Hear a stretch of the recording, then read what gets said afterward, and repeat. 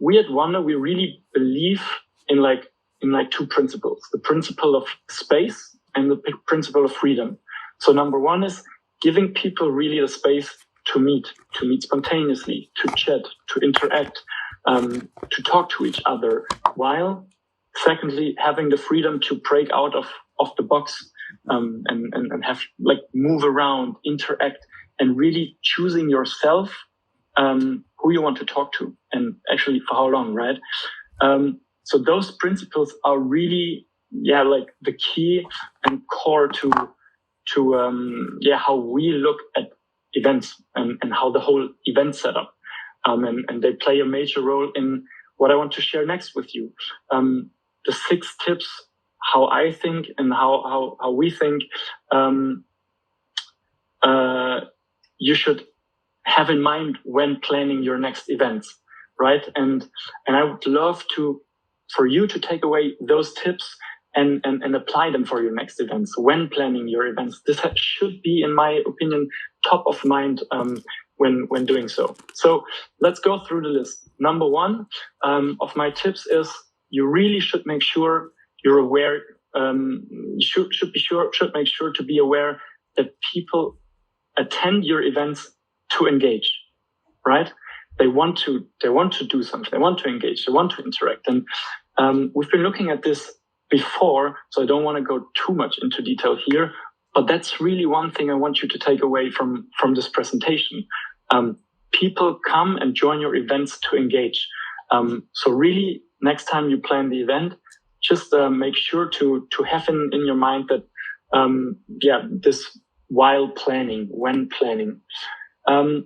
Secondly, have in mind, or what I want you to take away is actively manage and focus on engagement during your virtual event. I think in the poll, just have to check, I think 100% of people actually answered with, engagement is your top priority. So I don't have to tell you too much about this. This is already amazing. But just let me give you 2 or 3 more thoughts of mine here. So while at an in-person event, engagement often feels like it just comes by yourself, or it comes by itself, right?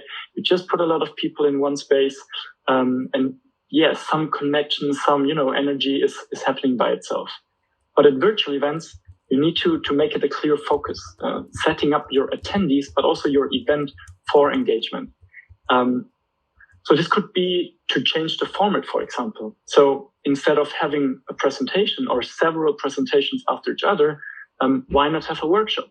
Why not have a thing called, I don't know if you know that, unconference, where people actually come up with topics they want to discuss with each other, and like having a stage where that is moderated and where people can then talk about this topic together. This is what like interaction, engagement means. So you're like turning from passively just consuming into already being able to discuss the topic right there. So thirdly, have short content pieces and have short presentations, right? So my presentation here won't be longer than 10 or 15 minutes. And really studies have shown that this attention span, especially in the online world, is like super short, and even say like 15 to 20 minutes.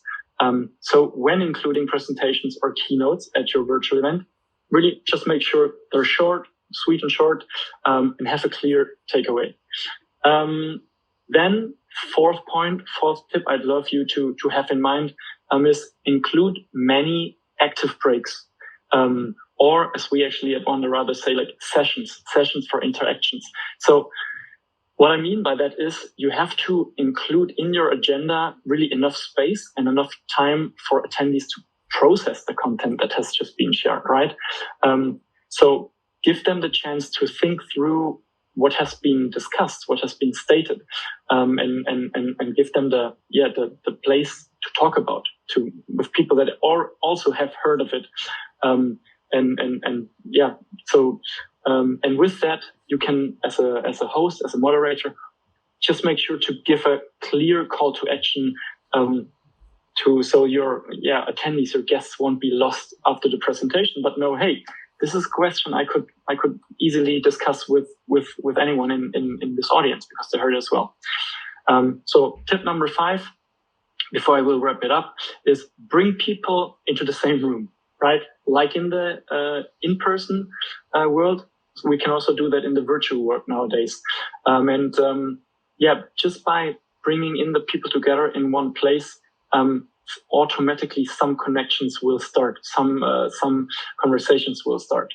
And then this brings me basically to my last tip, my last point. Really make sure to guide your guests into the session.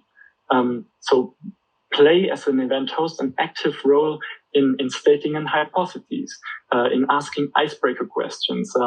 So people will easily, have something to talk about, have something to discuss with each other.